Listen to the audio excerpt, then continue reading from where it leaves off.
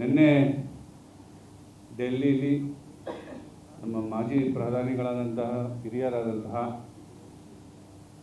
ದೇವೇಗೌಡ ಅಪ್ಪಾಜಿಯವರ ಒಂದು ನೇತೃತ್ವದಲ್ಲಿ, ಕುಮಾರಣ್ಣ ಅವರ ಸಾರಥ್ಯದಲ್ಲಿ ಏನು ಇವತ್ತು ತಂಬಾಕು ಬೆಳೆಗಾರರ ಸಮಸ್ಯೆ ಏನಿದೆ ಅದ್ರ ಬಗ್ಗೆ ಚರ್ಚೆ ಮಾಡಲಿಕ್ಕೆ ನಾವೆಲ್ಲ ಹೋದಂಥ ಸಂದರ್ಭದಲ್ಲಿ ವಾಣಿಜ್ಯ ಸಚಿವರು ತುಂಬಾ ಸಕಾರಾತ್ಮಕವಾಗಿ ನಮ್ಮನ್ನೆಲ್ಲ ಬರಮಾಡಿಕೊಂಡು ಈ ಒಂದು ಸಮಸ್ಯೆಗೆ ಸೂಕ್ತವಾದ ಒಂದು ಪರಿಹಾರನ ತೋರಿಸ್ಕೊಡ್ಲಿಕ್ಕೆ ಸುದೀರ್ಘವಾಗಿ ಚರ್ಚೆ ಮಾಡಿದ್ದಾರೆ. ಅದನ್ನು ಈಗ ಆಲ್ರೆಡಿ ಹರೀಶ್ ಅವರು ಕೂಡ ಹೇಳಿದ್ದಾರೆ.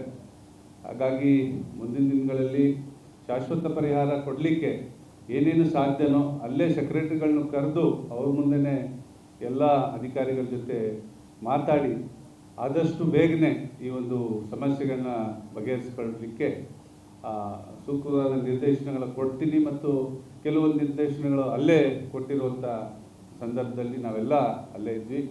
ಹಾಗಾಗಿ ಮುಂದಿನ ದಿನಗಳಲ್ಲಿ ತಂಬಾಕು ಬೆಳೆಗಾರರ ಏನು ಸಮಸ್ಯೆ ಇದೆ ಅದನ್ನು ತುಂಬಾ ಪ್ರಯಾರಿಟಿ ಮೇಲೆ ಅದನ್ನು ನೋಡಿ ಬಗೆಹರಿಸ್ತೀವಿ ಅನ್ನೋ ಒಂದು ವಿಶ್ವಾಸನ ಕೊಟ್ಟು ನಮ್ಮನ್ನೆಲ್ಲರನ್ನು ಕಳಿಸ್ಕೊಟ್ಟಿದ್ದಾರೆ.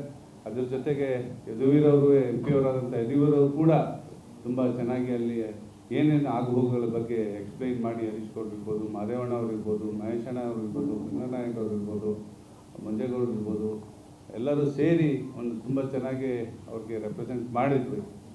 ಏನು ಸಮಸ್ಯೆಗಳಿದ್ದಾವೆ, ಯಾವ ರೀತಿ ಅದನ್ನು ಬಗೆಹರಿಸ್ಬೋದು ಅಂತ ಅವರು ಕೂಡ ಏನೇನು ಆಗಬೇಕು ಅಂತಲೂ ಕೂಡ ಕೇಳಿದ್ದಾರೆ. ಅದನ್ನು ಸಂಕ್ಷಿಪ್ತವಾಗಿ ಎಲ್ಲ ಹೇಳಿದ್ದಾರೆ.